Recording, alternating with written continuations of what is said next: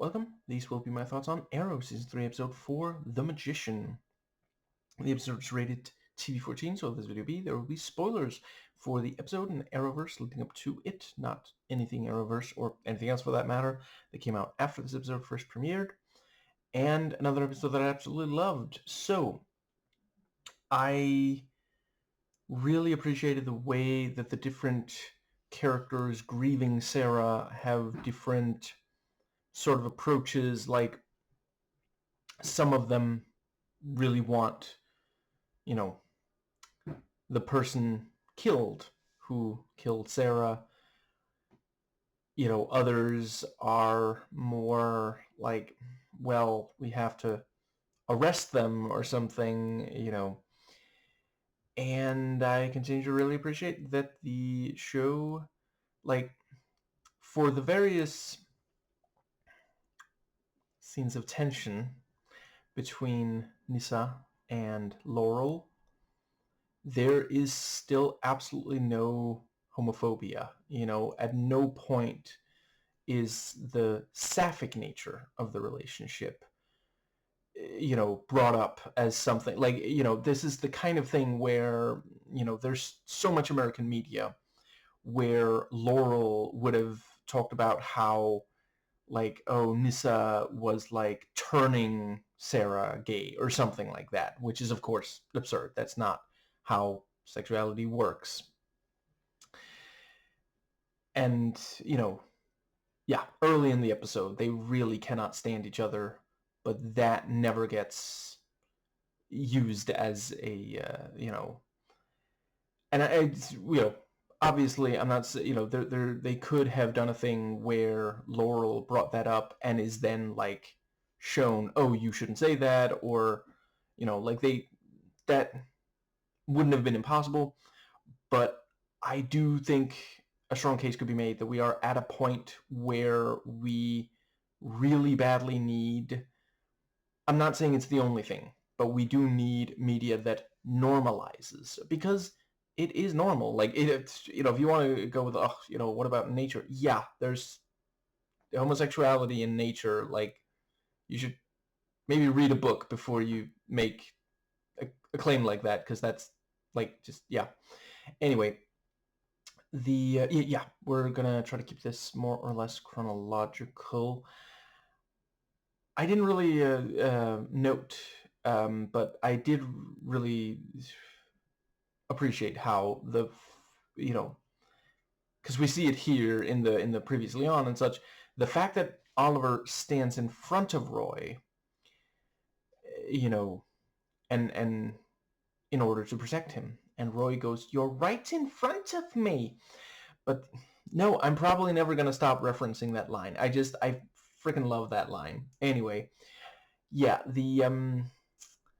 yes, the fact that he is, protecting him is, I guess this is a good place to also briefly talk about. So I mentioned that I love the look of Roy's suit. I wanted to briefly spend a little bit more, go a little bit in detail. I think the various belt buckles, I guess they're called, just really add texture to it. The shade of red that they went with is great. I'm glad that they, it is a tiny bit like darker than the hoodie. I don't think the hoodie's shade would have worked quite as well. And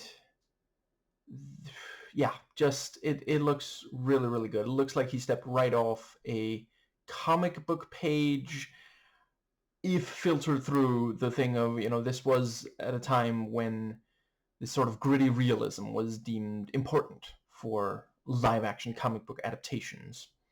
But they didn't, like, I'm really glad that by the time they made the show, black leather was no longer seen as the only way you could do a superhero movie. That's one of the main things. I still every so often watch those early X-Men movies, and that is one of the things that I'm just like, I wish they had just been a tiny bit more daring. And that is something I appreciate. I'm not the biggest fan of Sam Raimi's Spider-Man movies, but I do really, I look at those and I'm like, okay, fair enough. That actually does really look like the comic in a lot of ways. Again, they, tone down some of the colors, but yeah, this colorful, detailed costume or uniform suit. Anyway, yeah. I was a tiny bit surprised this episode that they did not try to bring her back. The end of this episode does show the I do not recall exactly what they're called, but there's the thing where, Ra's al Ghul submerges himself in the liquid, and that can, prolong one's life. But yeah, the let's see. And I also really appreciate it does make sense. Yeah, Sarah did not contact after the yeah, it was 2 weeks without contact, which does also fit with the amount of episodes if it's about a week per episode, although considering that the very end of last week's episode leads directly into the first seconds of this, yeah, I don't know if that's still gonna mean, I guess, does that mean 2 weeks will have passed before the next one? Anyway, but between the end of this and the start of that, I mean, anyway, yeah, I, let's see, I think that is more or less it for that. I did really appreciate that, yeah, she wants to know where Sarah is and goes to visit. And also the fact that, just these little things, the fact that Oliver doesn't have to say that much to her. She already, like, as soon as he says, I have to tell you something about Sarah, she deduces she's dead. And then she asks, an arrow. Which, again, the show does such a great job with this and many other elements, because she says, it's Malcolm Merlyn. And by the end of the episode, Malcolm has said that it was Raish. Not necessarily personally, possibly he had someone do it, but, and that's the thing, in true classic murder mystery fashion, right before her death, she was like, so she knew the person who took her out. That would, yeah, like, it could easily be someone from the League. I think her exact words are something along the lines of, what are you doing here? And yeah, so, we spend the episode with it in mind that it was definitely an arrow, or three really, that took Sarah out. And, once it's said that, once Malcolm insists that it wasn't him, it was the one-armed archer, that remains one of the coolest moments in a comic book. Yeah, I think that does cover the... yeah, once he says that, that makes us think, maybe the League. Yeah, I think the next thing was the yeah, I'm probably not gonna be able to keep this completely chronological. Maybe the next thing was when Oliver went to talk to Thea. Yeah, so he has Roy, or is it Dig? One of them is gonna keep an eye on. No, yeah, it's Roy. I'm fairly confident. Keeps an eye on Nissa, and then he goes to dinner with Thea, and I really love how there's just enough of the old familiar dynamic between them. Like, it almost feels like the way things were before she found out about the lies she found out about.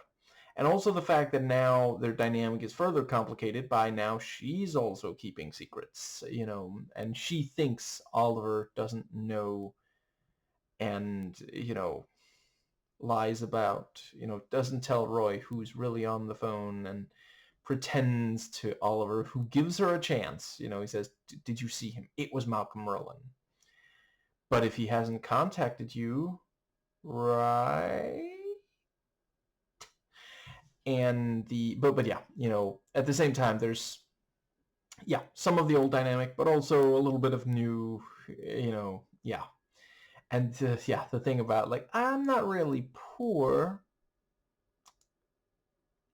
I mean, we the viewer knew that, but how much are you gonna tell Oliver? And she just claims she has investors, which, I mean, in a manner of speaking, I guess that is kind of true.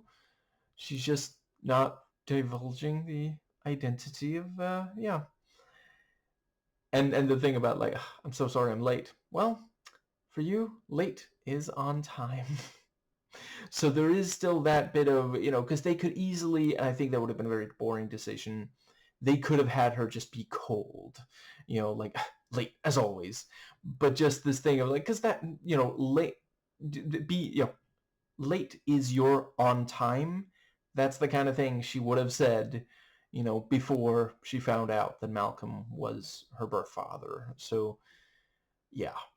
And I guess that pretty much brings us to, we haven't seen Sin since the death of Sarah. I wonder if that's gonna, because there was definitely a lot of love there as well.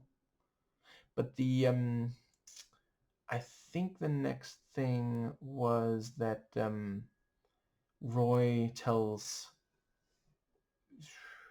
Oh, right, the flashback. Let's do the flashback here. So yeah, the thing about, he's following this old guy, and, it's like, well, he doesn't look dangerous. He's eating ice cream. Is that a cornetto? I still need to finish that trilogy. I watched the first two. I gotta get on, what's it called again? World's End?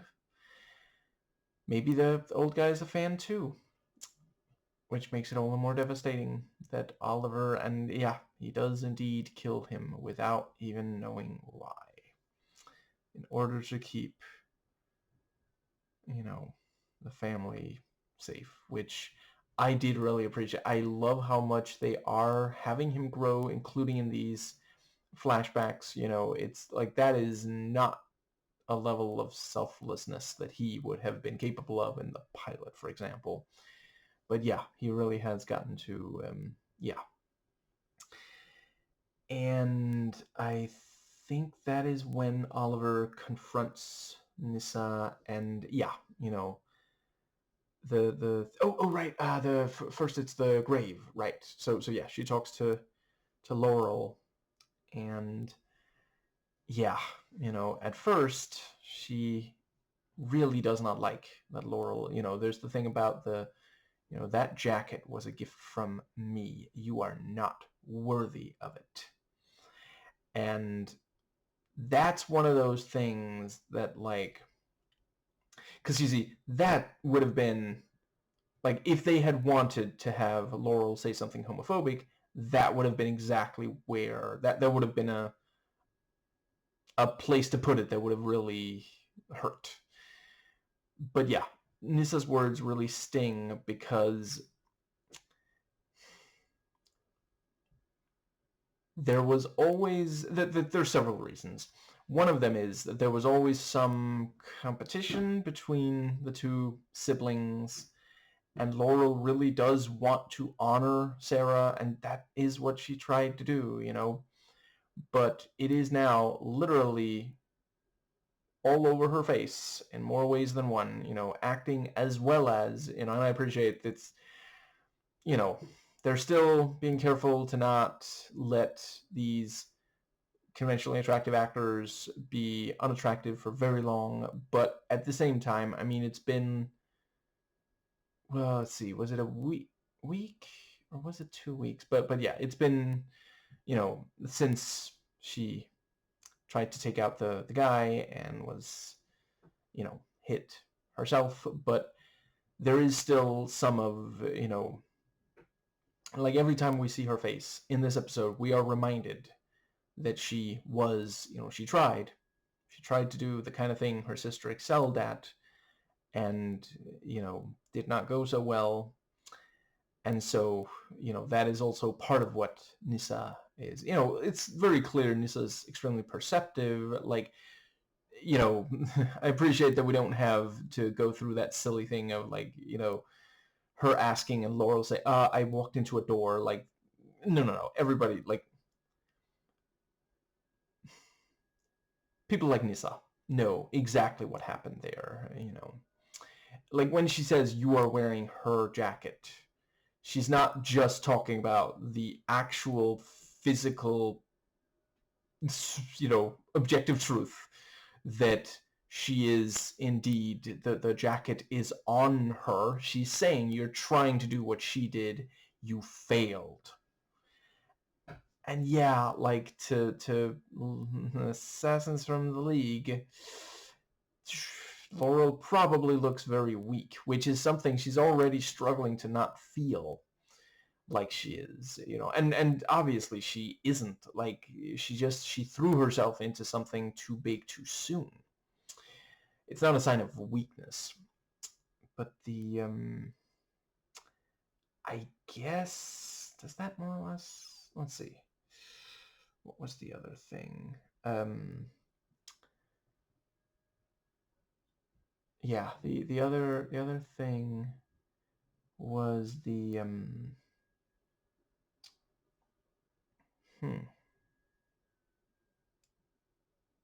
right, the third thing there is this, in the air kind of thing of, Nissa very much wants the killer dead. I'm just gonna double check. That is not something that I have to. Okay, I'm just gonna need to double check what that. Oh, okay, it's that. Yeah, sure. That is something I will deal with later. Anyway, the yes, the yeah. So that's what Nissa wants. And, at this point in the episode, she considers Laurel weak, and, she knows about Oliver not wanting to kill people, and, she does not know enough about Laurel to know that right now that's not really the case. And she does, I really appreciate, over the course of the episode, she does come to accept, okay, for sure, Laurel really does want, the killer dead as well. And I think that might bring us to the second flashback. And yeah, I like the thing about, I don't think your wife likes me. You're wrong. She hates you.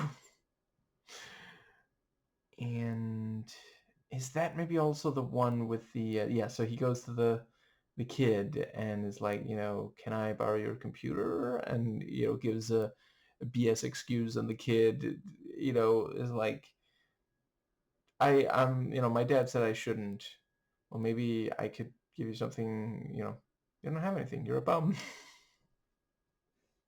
And that back then, Oliver did not like, like by this point, he's more kind of okay with the fact, because he's not like constantly whining about it, which I also really appreciate. Like he sometimes brings up that he doesn't have a lot of money, but he's not, so, woe is me, poor little formerly rich boy. But yeah, and he bribes the kid, and I love that he's like, maybe I could get you 2 pieces of candy? 5. 3 pieces. 5. Okay, 5. And yeah, he does indeed, get to borrow the laptop, checks the files, and I really appreciate that we don't need to see him look at it. He just, immediately reacts to it, and later we find out what that is about. But yeah, and the father is of course angry, and Oliver says it was my fault. And yeah, kid, I think you learned a very important lesson on this whole, taking a bribe and doing something your parents don't want you kind of thing. Make sure you get the payment up front. Okay, I'm obviously joking. That is not the thing you should be taking from this. What you should learn is don't get caught. But the let's see. Yeah, so yeah, they look at the paper, and yeah, very clever, this thing of the the code from yeah, and it is genuinely clever to send Laurel in for the to talk to Quentin. And again, I I'm worried about how he's going to react, but at the same time, I mean, he really does deserve to know. She walks in and says, "There's something you should know about Sarah. She called me." And then there at the end, he calls and says, "I love you. I just want to hear your voice." It's really going to be an emotional roller coaster when he does find out. And let's see. Yeah, she asks about, Jansen, and he gets her the information, and yeah. Let's see. I think, does that bring us to the yeah, and then Nissa and the yeah. Right, and I also really appreciated, once again, like, clearly Quentin, for his fault, he does really care. As soon as he sees her, Laurel, he's like, are you okay? And yeah, he goes to see Nissa, and it's like, I hardly recognized you without the Halloween costume.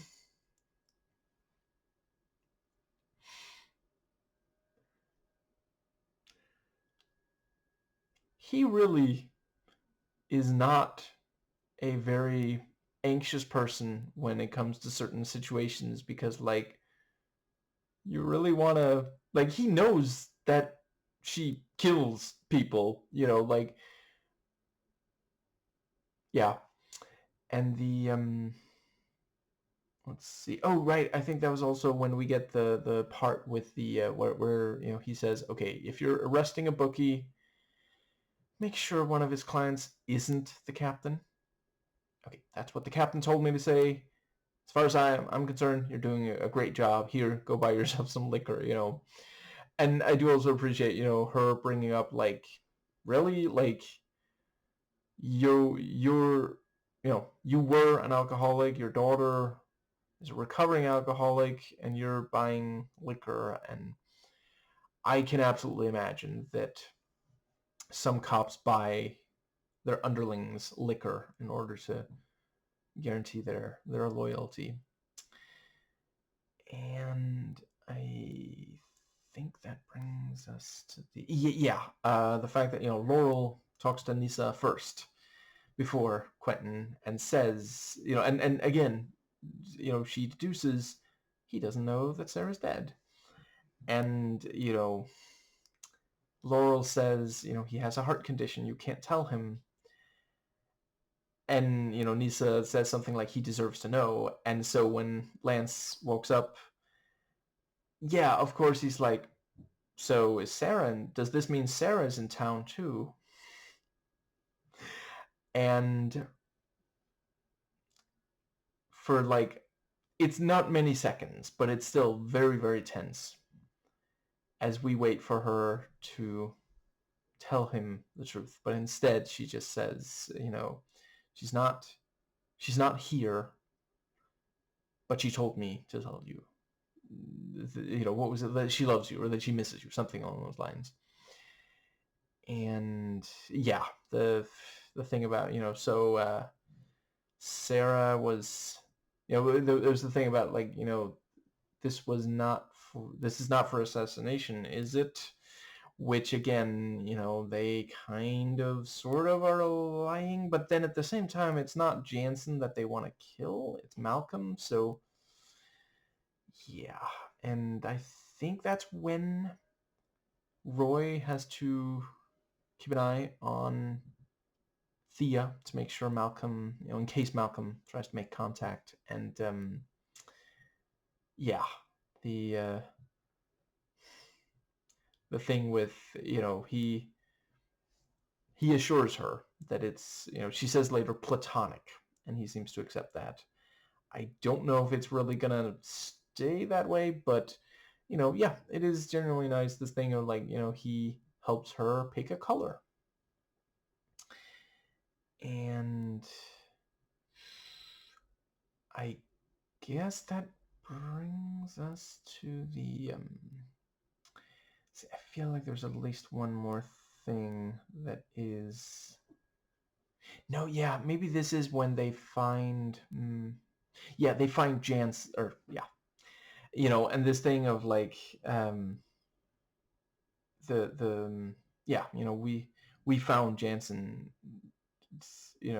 like, no, I found Jansen, no, whoever that is not Jansen. And they, the tomb is there, and yeah, that was so freaking cool. And Malcolm still just, like, such a badass. He knows she's got a, she's drawn an arrow on him, and he doesn't, like, plead for mercy or something. He stands up and then turns around, like, is this the face you wanted to put an arrow in? And he, like, blocks arrows, and it's just so cool. And yeah, the various fights in this episode, incredibly awesome. It's, I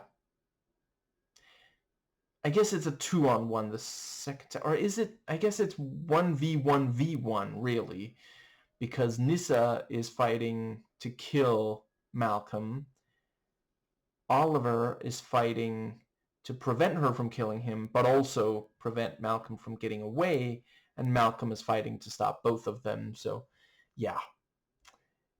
Anyway, yeah, very clever, the thing with the nano arrow, and clever trick, but it didn't work. And Laurel's reaction when she realizes that he could have killed Malcolm, but just tagged him.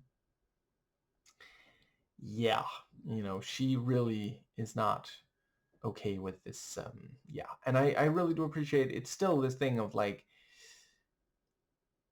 it really was not the person they suspected, and yeah, they could have ended up killing an innocent man. Or, yeah, okay, in this case, not exactly innocent. Innocent of that one particular murder, obviously it's not, and I really appreciate it. He's not hiding from it. He says, there is a lot of blood on my hands, and it's almost incomprehensible amount, but not Sarah's. And yeah, very clever. He sends Oliver to a place that is not gonna work, and then calls him and or well, calls. I guess he hacks into the communicating thing. But the right, I also like the thing about, oh well, Felicity said, any fool can follow this. I'm gonna try really hard not to take that as an insult. Cause yeah, I mean, that that was a very specific choice of words that feels a little bit of an attack. And the let's see, I guess that is but yeah, and also I don't think I'm the only person who got a little bit of a Jason Bourne vibe off that. Not the movie, the character. Those first 3 movies, not 4 and 5. This thing of, like, calling the person who's looking for you and thinks they found you, and telling them, okay, we're gonna meet in this really public place. If I see someone other than you, you will never see me again, that sort of thing. And just, yeah. And I love how much Malcolm does know, like, genuinely, it really is. Like, by the end of the episode, we realize he even knew about the Lian Yu prison. Like, holy crap. And he's confident that he could escape even that one. Which, like, yeah, in that case, really don't put him there, because I am not confident that he would not try to break out Slade. And as awesome as that would be to see, like, that would be a huge problem for Oliver. So I appreciated that he tells him the truth about, or some of the truth about his relationship with Thea. And yeah, he points out the League are already trying to kill me. Why would I make it even worse? It doesn't make any logical sense, and Oliver actually does accept that, even if some of the others are very reluctant to believe. And, he says he swears on Thea's life. And let's see, yeah. Right, earlier in the episode, Nissa pointing out that the undertaking went against the rules of, that they expected him to follow once he left the League. I also really liked Roy saying, like, what rules? You're cold-blooded killers. Do you hear yourself, Roy? I don't think you always hear yourself before you speak. That's yeah. And then he tells Oliver, you really want to trust your mother? You know what, Roy? You're not 100% wrong, but yeah. And I guess that does bring us... Yeah. And so Oliver, explains why he believes and does let slip, He swore on his daughter's life, and Nissa is, immediately, yeah, and says, if I have to find out on my own, I'll hurt them worse. And Oliver tells her, but it leads to her taking Thea. And that was also really cool, Roy trying to protect Thea, the flip move he did. And let's see, I guess I feel like there's at least one thing I am missing. Maybe this was around the place where we got the... So yeah, there was also a flashback where he, so I already mentioned, Oliver threatens to, he wants safety for the family. But yeah, I really love the whole thing of, like, what was it, like, she says she doesn't like mainland Hong Kong. She despises, um, transatlantic flights,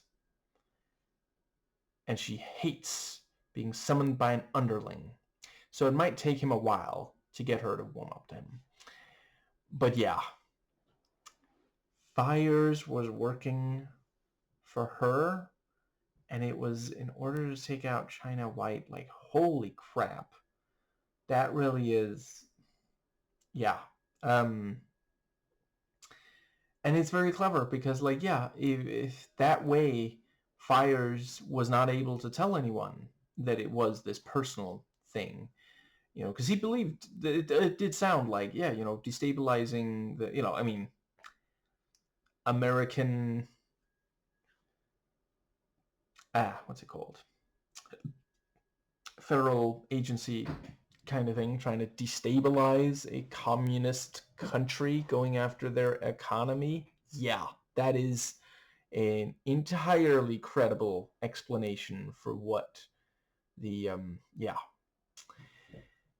And I guess that does bring us to, yeah, and her pointing out, the thing about dead men is people don't tend to believe them. That's why she got him. And also this thing about how she watched, the whole thing with fires and the freighter, and just, yeah. Which also means she could have helped anytime, but she wanted to make sure, that she could really use him, get something out of him. And so she waited until everything else, she made like the cops in an American movie, waited till everything was settled before showing up. Not that cops in real life necessarily help make things better when they do show up on time. They sometimes kill the person they're there to save, sometimes on purpose. And I guess that does bring us to the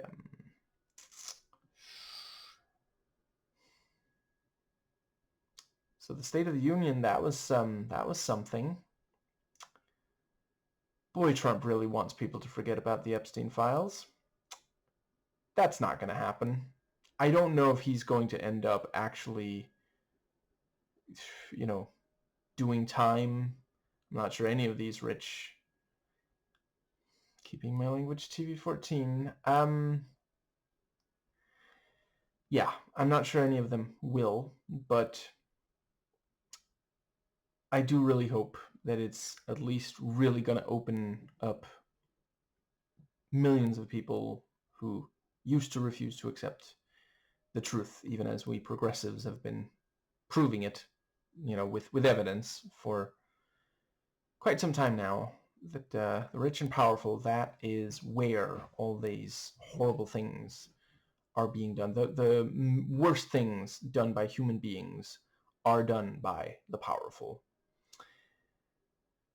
So it really is them rather than,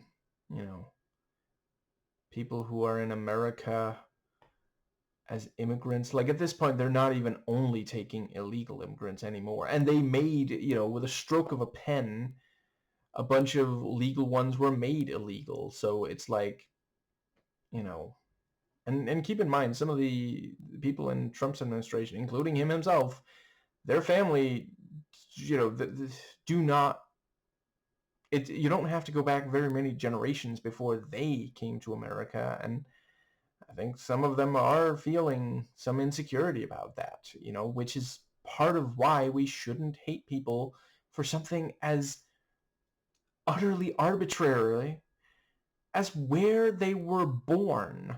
Like, you get that they had no choice in that, right? Like, there's never been a baby who was like, can we fly somewhere else before I come out because I really don't want to be a citizen of this country. Anyway, I guess that leads us to, so yeah, Arrow shows up to stop, to free Thea, and I am more than a little scared of new Thea, Neothea, because that's but both for what she I wouldn't want to meet her in a dark alley, but also like I am a little scared that, I mean, Nyssa comes right out and says it, Malcolm will corrupt her. But the yeah, because when she's hanging there, we, like she says it late in the episode, it's not like it's my first kidnapping. But this is the time where she threatens to kill the kidnapper. So that's something. And yeah, I really appreciated that the fight, the Oliver, she has a sword. He walks a different path. I should not be referencing that movie. Anyway, yeah, and then Malcolm joins in, like, yeah, really really cool. And Oliver uses the one of his trick arrows to you know slow down Nissa enough, and they have the conversation. And yeah, Oliver does come close. Like, he could have taken the shot and is actively choosing not to. And yeah, really appreciate this thing of like in season 2, it is this thing of, like, does Oliver really want to still be a killer? I think that does bring us to the oh, right, and the fact that yeah, the reason Roy doesn't get to go with is because his system is full of you know the the sedative from the which, like, yeah, that is absolutely, yeah. And yeah, Felicity showing up, and I really appreciate, so it's both the writing and the delivery. With one line, she steals the episode. What did I miss?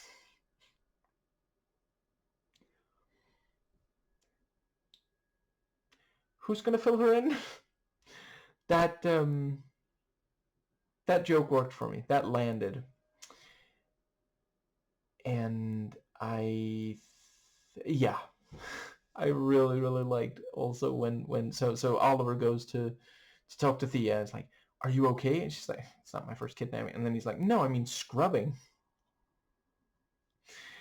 And also, yeah, the thing about, like, I think I liked it better when you were trying to get into my pants.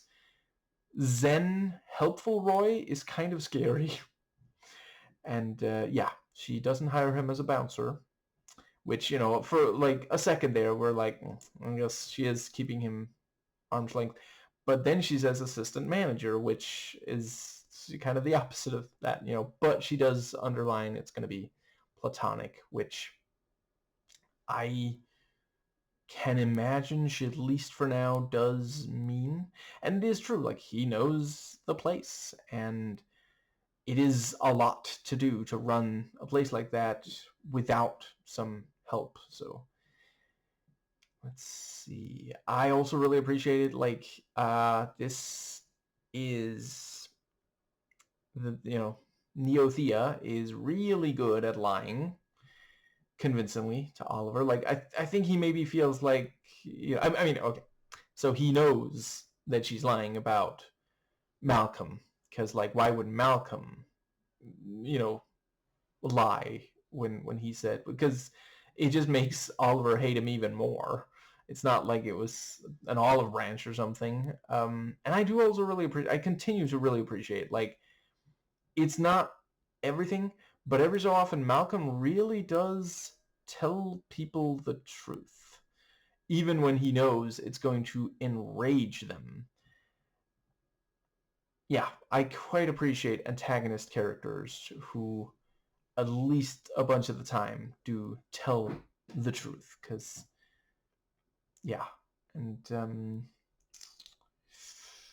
I guess that is it for the right. And she also says, she tells Roy about the scrubbing. It's very zen.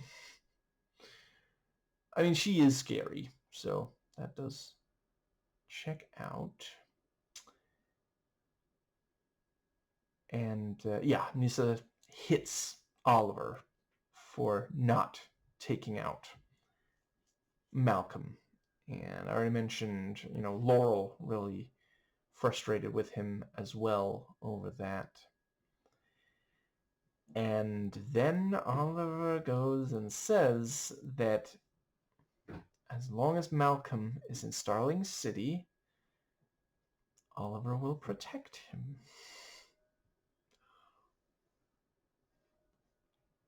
See, again, I am simultaneous,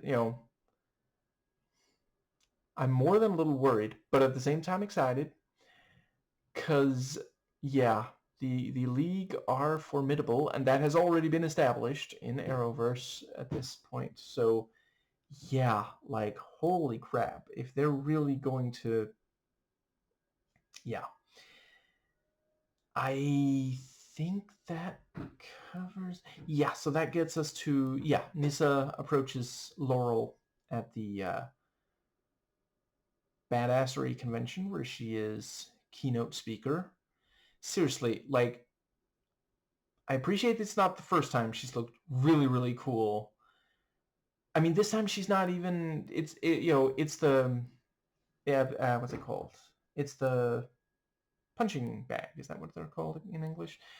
It's not, she's not like physically dominating a person as she has other times, but still, like, yeah, really, really cool. And I definitely think that we are going to get more of her, you know, suiting up and fighting. And yeah, but right, and I believe it's true, the thing she says about hips. I know it's not the same thing as really learning how to box, but I did play that boxing Wii game some years back, and hips were one of the things that was mentioned as being important. But yeah, Nissa actually developed respect for her and tells her. And oh right, also the thing about, when Laurel tells Nissa, you have to, do whatever it takes to avenge Sarah, which, like, yeah, Laurel still, you know, in some ways spiraling. That's a really unfortunate thing to say to someone who's already like a killer and already on the warpath. I think that does. Yeah, I think that brings us to, so yeah, she goes back. Let's see, was that Nanda Parbat, I guess, and yeah, so they still haven't, you know, we only, in the Arrowverse they haven't gone into that much detail about Raish himself. Also, really love the line about, my father may be the demon, but your father is the devil. But yeah, you know, I definitely get the sense that that is either Lazarus Pit, I think it's called, the Lazarus Pit. Either it is that, or it is hinting at it, invoking it, and maybe we'll see it for sure later. But yeah, and we see his face, and he's.